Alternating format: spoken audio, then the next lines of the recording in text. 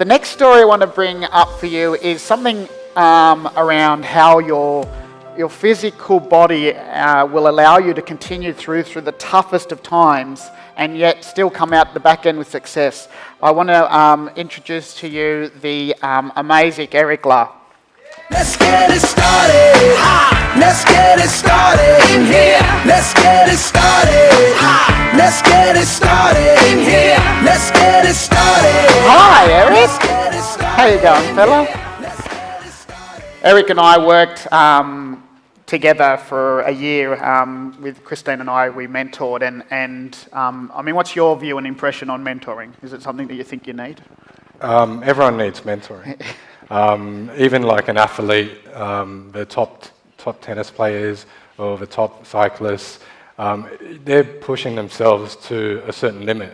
But when you have a mentor or a coach, you actually push yourself beyond that without even realizing it. So basically, this is why I jumped in to do Ian's and Christine's Momentum Mastermind. And I didn't realize my potential that's actually buried within. We all have greatness within us, but it's just the people that we don't realize that could actually tap that full potential. And by getting help, even paid help, that's what they're there for. It's to actually push beyond our limits and to grow, to maximize our capabilities in our own life. I mean, you've got three amazing coaches in Platinum there. Christine and I no longer mentor, and you know what they do and the students and the successes that you'll see up over this weekend is all due to the personal mentoring and coaching that they do. So you turned up a couple of times. You went and saw Dipner, and then you turned up at my event, and you wouldn't sign up. Yep. So how it all started was, I had an old friend that worked with me at a bank, and she said, "Hey, there's this property course that we should go to." I was a bit hesitant. Yes, I did want to check it out, but I knew it came at a cost. And I goes, "Okay, what's the catch here?" Okay, so she tried to convince me to go to the one-day event. We went to it. It was great information that I got out of it, but I didn't want to spend $5,000 to actually do the course.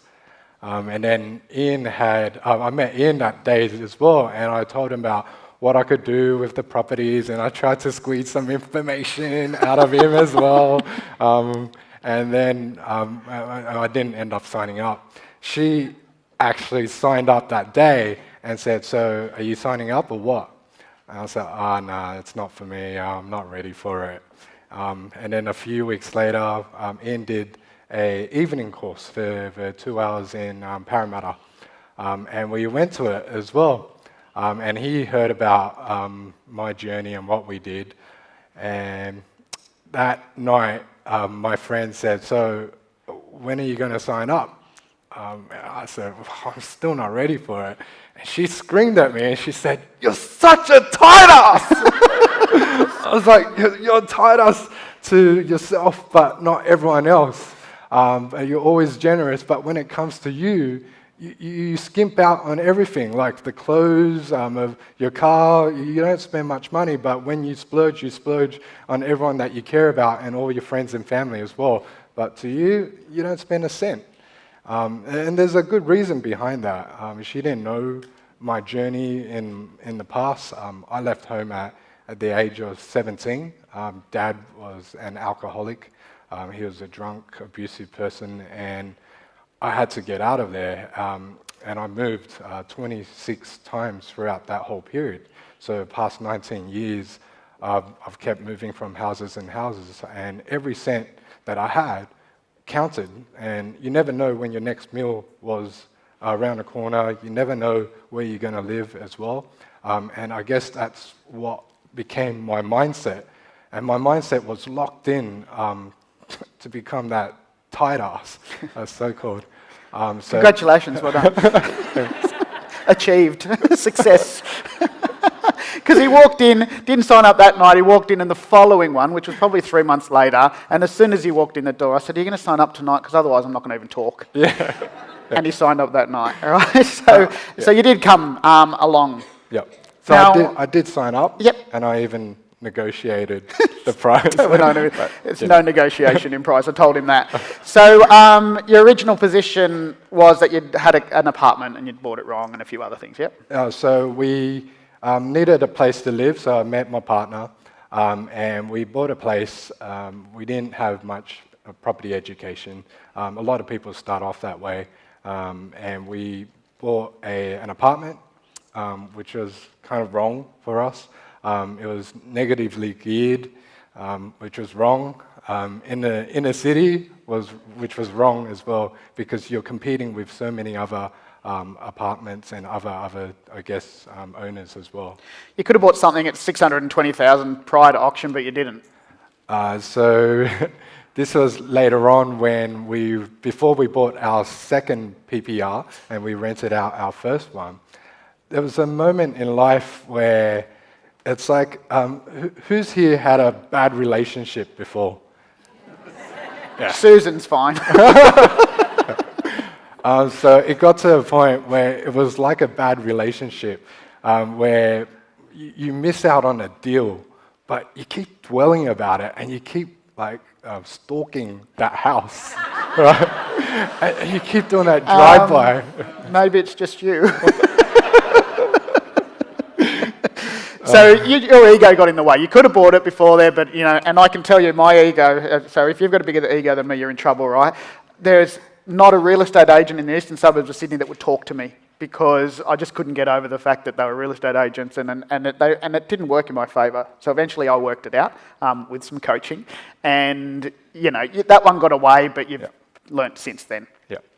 So pre-Dipner, you had two properties, and then you joined up, and you can knock down. Currently, it's worth 940 your current PPR. You're going to knock down and rebuild that, and you've got a plan that comes in with another project, and you'll have a property worth $1.7 million. That's right. Now, in this $1.7 million property, you're going to live with your parents, in-laws, Yep. And so they're all part of this journey as a family as well, which is fantastic. So, what have you done since the first boot camp? So first boot camp, I signed up back in April, and I found it had so much value. I went, wow, it actually crushed my mindset, and it changed my perception of what education can do. And it expanded my horizons, and it expanded my contacts with people as well. Just getting their insights and their journeys to evaluate which direction and how I'm tracking at the same time. So I thought, if a free dayer can do this, wow, I guess what else can the quantum course can do?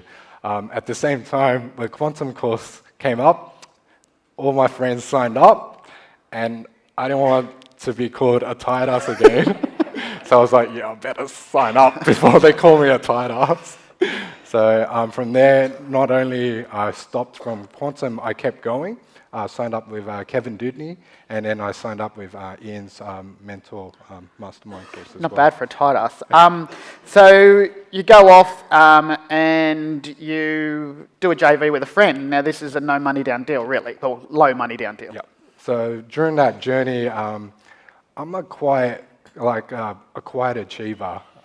Ian's hasn't heard from me ever since the training, the mentoring, and I tend to like to surprise him with the deals that I come up with afterwards, like once it's all complete.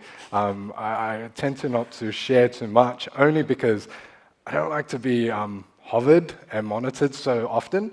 I like to make sure that I go through my mistakes, I learn from it, and then make sure that once it's all done and presented, present the deal to Ian and find out, okay, what else do I need to do as well? So from there, So you went in, you did the JV deal, and we'll bring that up in a moment. But for you in the whole period here, which I had no realisation of what was going on, because while I wasn't hearing from you, I didn't understand. Your second child was born. Everything was fine. 10 fingers, 10 toes. And then 5 days later, you noticed something with the baby. Yeah, so I did the courses and I took action. During that time, something great happened. I did my first deal, but something also tragic happened at that same moment in time as well. So I guess it's a test of my endurance and also a test of my abilities of how hard can I cope in this situation to grow and evaluate as well. So my son was born on the 16th of September last year, 2015, and 5 days later, I noticed he started having a twitch on his arm. I said, that's not normal. We have to take him to a hospital straight away.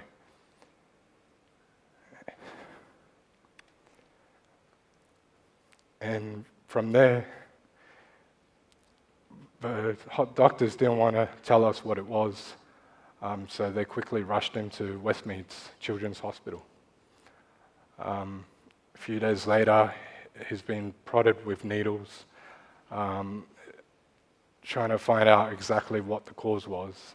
And we found out from the carers and the neurologist that he had a stroke. That was one of the most... Sorry.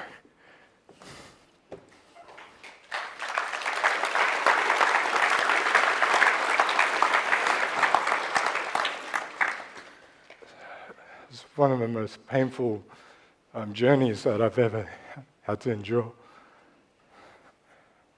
So on one side, I still had to work on a deal, but at the other time, I had to come home every time I had to go to work and then visit my son at a hospital to see if he could go through and make it through as well. I didn't want him to have his brain cut open, work on his brain as well. And we found out that 1/4 of his front lobe was blacked out, and is now, I guess, just another kid that you don't realize what you could do in his life as well. So like he's, he's about 18 months old, so like every Asian child, he plays the piano, doesn't he? See, Ian has this way of spinning it around into a positive, which is great, because I've learned a lot from that. Like what Susan said about Tony Robbins, it's about snapping yourself out of that action and moment as well. It's like right now, I've switched my emotions to another side. It's not burying it, but it's able to succumb that moment in time and then to move forward again. It goes back to that same situation where that property that I stalked, that got away. And so like we all have those, that second chance. If you have that second chance, take it. You learn from the mistakes, you learn from the failures, but it's what you do now that makes that difference later on as well. So you go into this first sublease, all this stuff's going on, you're really sleeping for 3 hours a night, not much at all, Yep. and you do set up a HMO sublease via the high res stuff that we talk about, and because it's all being too much, you simply say to the JV partner, take this site, it's too much for me now, and he says, I'll give you $5,000 for it. Yeah, so the deal itself was going to make about $25,000 throughout the year. Cash flow. Cash flow. So this is someone else's property. Yeah. That you know that there's a hole in the market, you and your partner fill it and start filling the property, and you'll see a couple of these during this presentation, and it's going to earn $23,000 a year, but for you it's just too much, so you're going to say that's right, $5,000's okay. That's right, yeah. But from that, your son gets better, everything goes back to what we call normal, and you go in and you set up your own. Now, you missed out on an 8-bedder to start with, and you really would have loved, in benefit hindsight, that would have been great. Yep. But now we're into our second sublease. So this one here, tell us about it. So second sublease is a 3-bedder. So from the 8-bedder, I missed out only because my appetite was a lot bigger as well. And I went out there, and I realized that I got knocked back, and that's my mistakes because I wasn't ready for it. So I thought, don't give it up, give it a shot, try again. And I picked up this 3-bedder sublease property as well. Went in there, and I told him, the agents, listen, I can offer you a double bond to secure the deal, or give you an extra $50 on top of your rent, and also do a 1 year on 1 year lease as well. How's that sound? They said, you know what, you sound trustworthy, don't need it. Just sign the agreement, do the 12 months, and then see how you go from there. So for you in this, and I want to say up front, this has been set up as a HMO, a house of multiple occupation, fire and safety, everything has to be part of it. You can't just go out and do these, and this is someone else's property. That's right. So you need permission from them to do this and set them up, and that's the learning process that we went through. Yep. So you've done this one, you're getting just under $14,000 cash flow. Yep. You go off and do the second one. So these are 3-bedroom places. Mm-hmm. Yep. Yep. And you've got a particular market in here. So the particular market is that I've noticed there was a lot of single beds out there, and I didn't want to be that same person that puts out another single bed, because then I'm competing with the masses. So I thought, you know what, let's do something different. Let's come up with a queen size bed. I always love sleeping on a bigger bed, and I'm sure when there's a lot of young professionals that like to sleep on a bigger bed as well, and especially if you're a couple, that's a bonus, because for Christine and I, sleeping in a single bed, there's still plenty of room, but for others, they do like the room, and I understand that completely, right? Yeah. So you do the third one, and you come through and you do a fourth one. This time you do a 4-bedder. Yep. And the return on this one's much better, $23,000 on this one. Because I noticed the same expense that I was using on electricity, internet, and cleaner as well, was the same cost as a 4-bedder. And it also applies similar to a 5-bedder as well. So why not apply that same principle onto a bigger house? And the bonus is that extra room that you get, which was $400 to $450 per room. And if you had to buy this?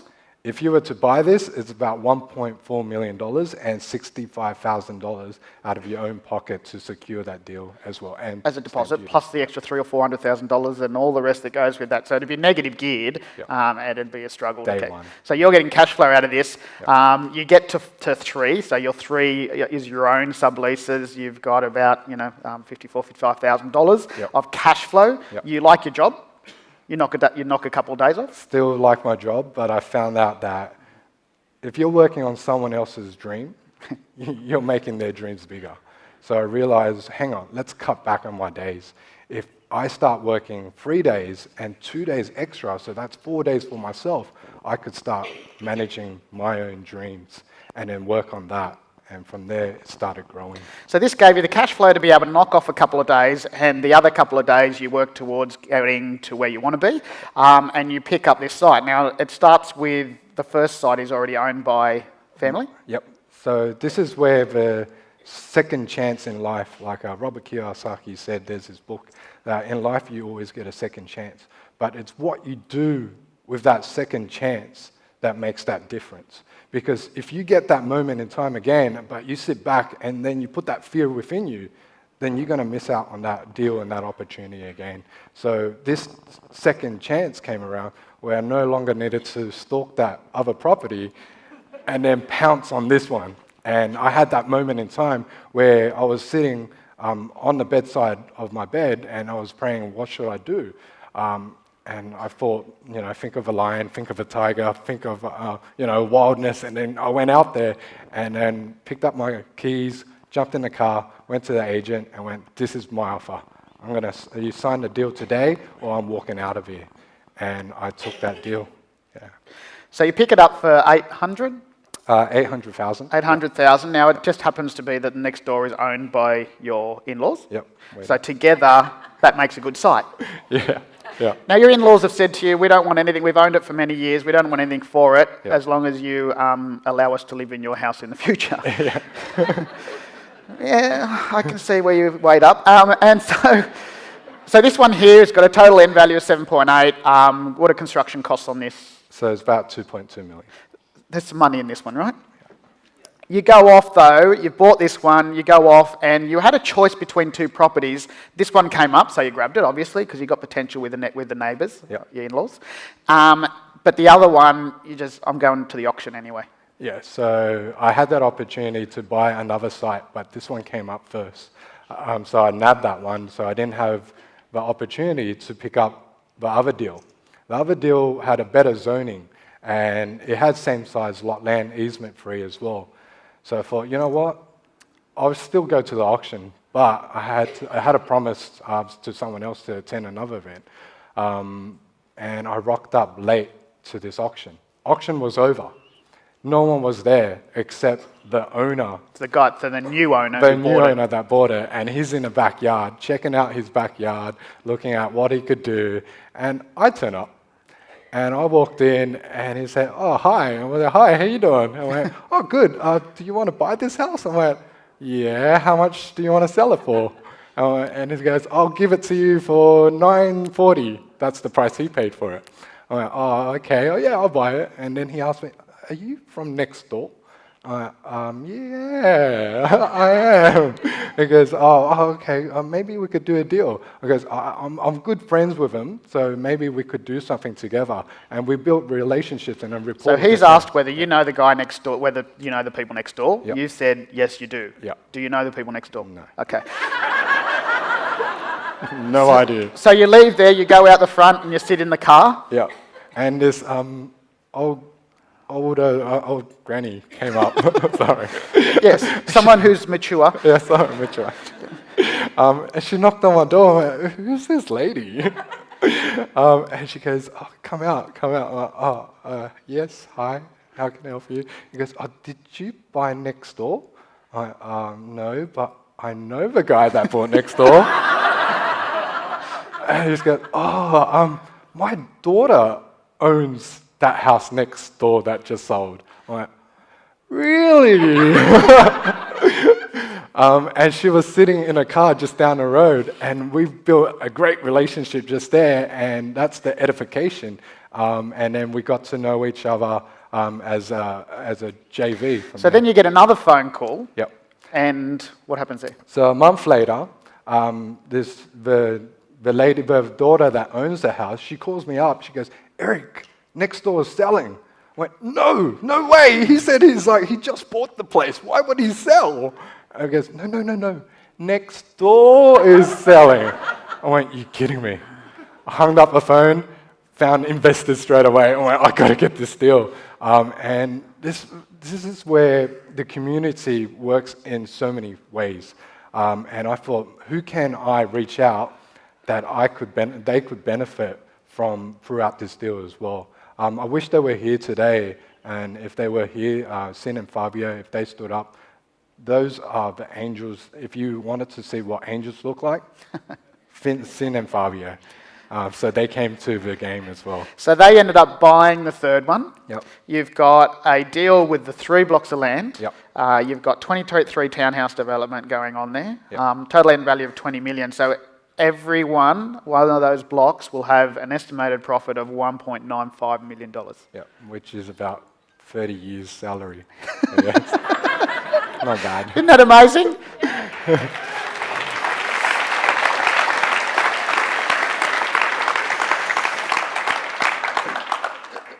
Things are more important to you than property.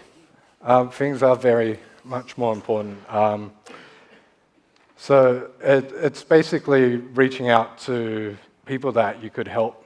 And I've always believed the more you help out others, the universe will provide. And once they achieve what they need to achieve, you'll actually achieve it yourself as well. So even the money that I make, I always donate a certain percentage to go back to either communities or caring hands as well. And I've noticed that in return, you just get so much more abundance in not only wealth, health, and also family and friends as well. So you've got some results. You started with the 2. You've ended up with the HMOs coming in, and you've got these 2 extra deals that have come in as well. If you were sitting in the crowd today, what would you say to yourself? So whenever you find yourself doubting how far you could go, just remember how far you've actually come. Remember everything that you faced and also the battle you won, because all the fears that you perceive shall be none as well. So make every second count. live life to the fullest. Like, take advantage of what you have, because yeah, you got opportunities around the corner. So take us from your starting position to where you are now. So from the initial $5,000 that I was so hesitant of forking out, I'm now, I guess, $6 million, and I guess that's my net income, which is about 105 years of I guess, salary. And I guess, yeah, so just because they called me a tight ass. Please thank Eric.